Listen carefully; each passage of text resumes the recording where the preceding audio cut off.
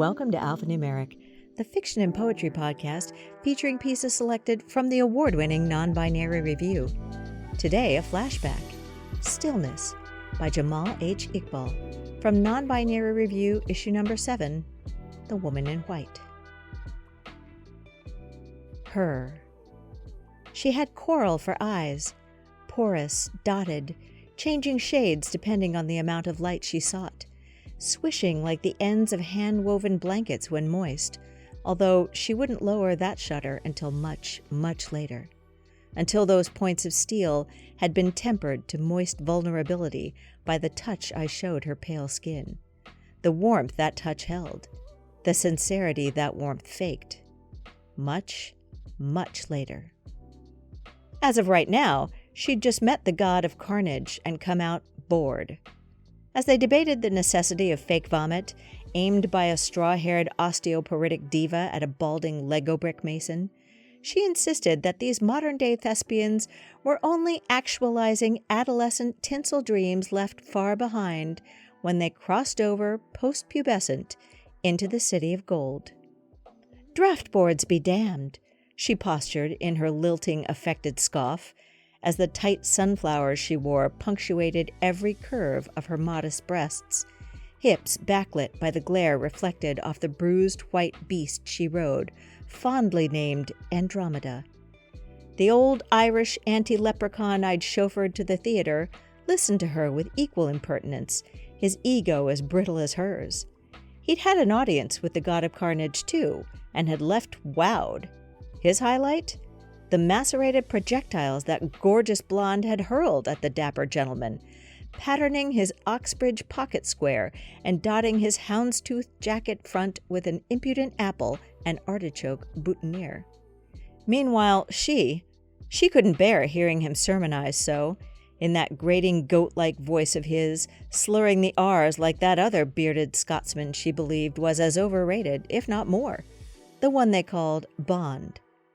Almost as overrated on celluloid as on paper, she'd later decree, sprawled on the ottoman one movie night. Only old Irish Auntie L wasn't Scot, he'd refrain from voicing aloud. But that would come later. Much, much later. For now, on and on they went, back and forth for what seemed like a few chapters in the seventh life of Pi.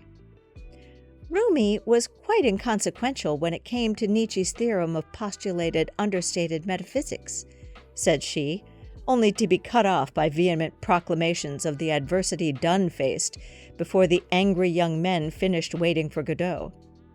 "But don't you think you're misquoting to your convenience?" old anti-leprechaun ceaselessly repeated, only to be reminded one final time that she never pretended to be righteous anyway. With one last swish of the sunflower stalks, she stepped confidently inside Andromeda's white belly. Starting to leave, she finally focused on me, as I stood patiently waiting for old Irish Auntie L to get a move on. Very briefly, she looked me in the eye and said, "Goodbye, nice meeting you again." She knew my name? She knew my name? Son of a god in this hot White House of sunflower coral knew my goddarn name? Well, I knew nothing about her. Nothing. Not even where I'd met her before. Damn you, ADD. Arrgh! I turned to old Irish Auntie L and asked him if he knew who she was. "I know I've met her somewhere, but I canna quite figure. Shall we be taking off then? The missus must have chosen the icicles to fall on my head by now."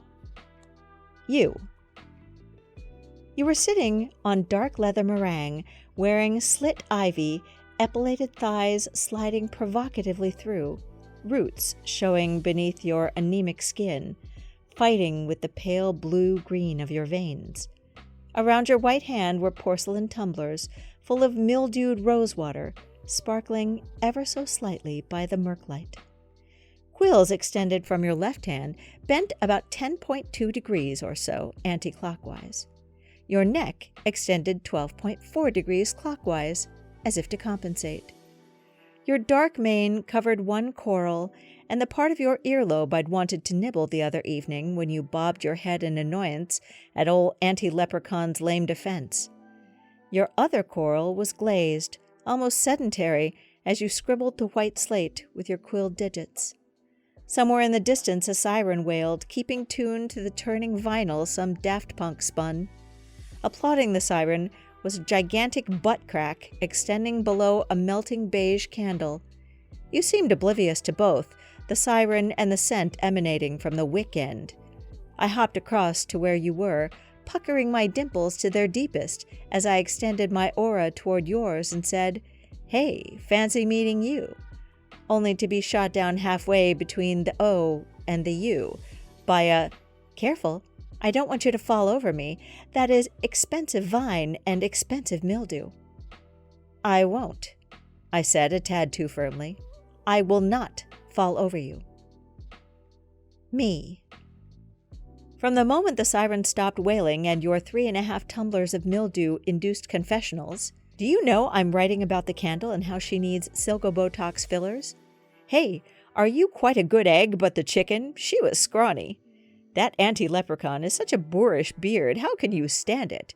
Your poetry..." Ended. You had me in a hypnotrance of my own supply. All I remember between staring at that dark brown coral iris and still trying to gauge what you really thought of my poetry is asking you over to the Batcave, and you insisting, "Only if you wear clean underwear over that suit. Don't like too much intimacy. And please, try not to save me." I swore a spit oath combining your mildewed breath and mine that never would I ever, ever try to save you. We painted with rings of cranberry-flavored shisha smoke, patterning against risotto canvases. As I cooked our dinner, you would keep pouring that liquid nitrogen until it froze and then tastefully remark, "Ugh, you call this truffle? It's frozen gelatin and oil and nothing else." And by the way, I'm pescatarian, except when it comes to oxtail. As we waited for the scampi to uncurl, Andromeda would sleep in the basement of my Batcave, twice bruising her flanks the next morning, as she took off harder than my narrow parking exit arterials would permit. Time went by, on, back and forth, for what seemed like a few eons in the 7th half-life of infinity. We found ourselves comfort in pattern. By day, I would punch letters, faking realities behind promises of manna for the masses, while you would letter punches, realizing fakeries in front of violations of poison for the bourgeoisie. I would scream in anger at my ability to do enough each day to finally kill those I reported to. You at your inability to ever save enough of those that submitted reports that you would read. Labs, radiology, nuclear medicine. I wanted to be you, saving lives clad in jasmine, latex turning rose as each howling antenatal came spouting out. I suspect all you crave for is my rainbow tapestry with its penchant for penmanship and the flair to snap jaws shut via vintage cufflinks. By night we would meet, every alternate night. You at the Batcave, where your caviar-shampooed locks now had a polymer brush in attendance, and I at your turquoise crystal palace, 400 knots away, where whey jars now lay patiently waiting for my post-travel beverage intake, measured out precisely to the ounce. Come morning, we would play noughts and crosses with rays of streaming mountain sunlight, debating who had the greater right to Ghalib's poetry. You had the advantage of Persian cognition, the language his words were chiseled in. I the benefit of cognitive dissonance, that complex emotion his verse was jeweled on. Whenever I called a sickie to match the end of your 36-hour shifts, our afternoons would be spent teleporting to planets made of celluloid. All except one, the one I spent fixing that darn steel rod in your harissa-encrusted Moroccan bath, making sure not one squeak woke you up as you remmed. On Sabbath, you would take me to the city your parents raised you in, deliberately avoiding any ghost of their existence, making sure you changed even the color of your skin. As I rained Andromeda through, you would watch for me, watching you from the corner of my eye, pretending not to. You would then show me your seas, us sitting thigh by thigh on the public bridge to nowhere, bringing in sunrise even while the crescent shone. And I would chide you for having flown you here late the previous night, all 67 kilos of you, dragging your size 37 burgundy soles, even as you insisted on not passing out, on not making it any easier for my stretched, whey-fueled sinews. I'm going away for a few days. You'll be quite all right, you would tell me on the bridge one night. I could tell you where, but you'd only follow me there. You made me swear, a spit oath combining your intoxicating breath with intoxicated mind. Never would I ever, ever try to follow you. Us. They wondered who I was as I walked into that grave room, a pair of pink bulbous helium-filled orbs with a smiley drawn on each greeted me from the windowsill. You lay whimpering on the steel and cotton trampoline, electronically sprung. "Who told you I was here?" you managed to wheeze out, accent still lilting, voice still affected. "I've a high pain threshold. I'm cold," was all I allowed you before holding the palm once quilled, now freezing and bare, your face a Venetian mask, just where they'd repaired the bridge on your nose. Each day, as they stared at me, willing your palms warmer, they'd try and unmask you out of your pleas for more morphine. You will no longer feel that shooting lightning strike when you breathe too hard. We've rejoined the compound that ogre hammered through your childhood whenever he found you hidden in a nook, holding that book, they'd tell you, but your coral would give nothing away. This silicon will add a C sharp to your B minor.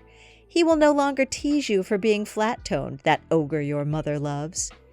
They'd tell you, but your coral would give nothing away. Who is this creature?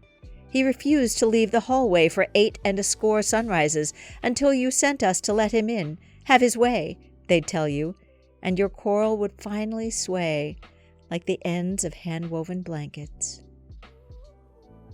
He. It took him the patience of a comet and the stubbornness of a moth to make her believe she could leave that coral permanently unshuttered. And just when God was in his heaven and all was well with her world, that's when he decided to jump time. Confident in his own belief of her innate strength, he decided to rip open his own skin, let her peek inside that sarcophagus he'd worn over those light years, day in and day out, on and on for what seemed like a few additions of warp speed to the Power 7. Switching on the bat signal, he had summoned her to the cave late one night. "Come," was all he'd said. Still not healed enough to gallop full speed, she'd given Andromeda a rest, deciding instead to summon more conventional public high beams. What she saw when she entered, she neither anticipated nor ever accepted. Definitely not on this scale. Definitely not the shattered grace she saw inside.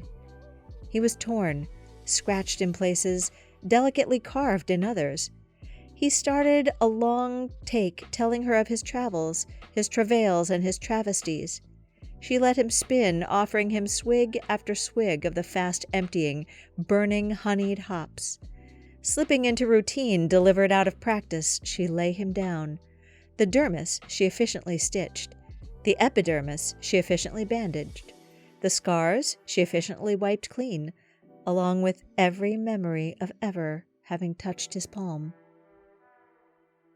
She nursed him until the red orb rose, ran him a sulfur bath, and patiently watched him brush his teeth with the remains of golden peat he'd emptied off the ivory bottle through the night. "They made me do it," he muttered, over and over and over again. "Come, come, no one made you do anything," she cooed. Having scrambled him some whey, she asked him to walk her to a cab. He insisted on waking up his own gray steed and dropping her to where the carriages left. Her coral was still, bright, dark. As they air-kissed goodbye without feeling, he spotted a pair of strangers stop by. They'd been priority once, before he'd reprioritized, his foggy memory chip ironically computed. "Is that her?" the softer of the two exclaimed, lips conspiring, eyes elated. Churlishly, he turned and headed back to the cave, the corner of his eyes catching one final glimpse of the frozen coral.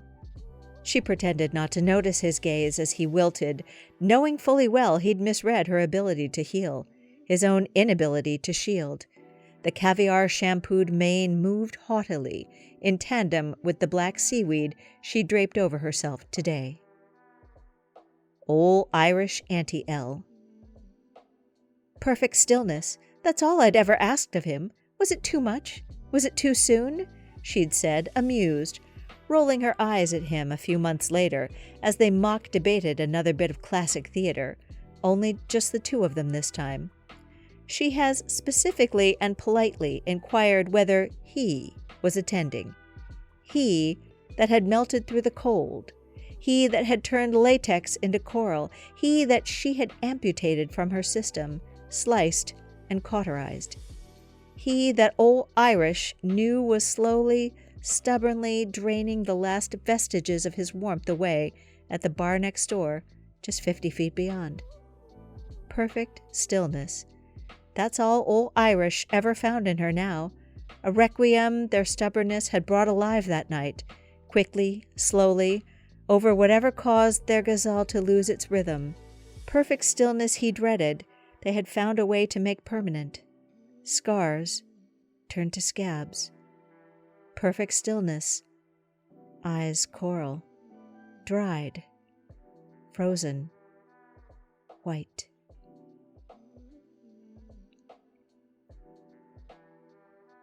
This has been Stillness by Jamal H. Iqbal, read for you by Lisa Quintana. Our music was Lo-Fi Study by Fast Sounds provided by Pixabay.com. Alphanumeric is a production of Zoetic Press and is mixed and mastered by Zoetic Press. Head over to zoeticpress.com where you can get our newest issue, NonBinary Review Issue number 33, World Tour. While you're there, sign up for our weekly newsletter so you always know what's coming up. If you love us as much as we love you, please support us by going to Apple Podcasts and giving us a rating and leaving us a swell review. We would appreciate it more than she would appreciate getting over her heartache. You should also subscribe so you don't miss a single episode. Non-Binary Review, because humans are hardwired to tell stories.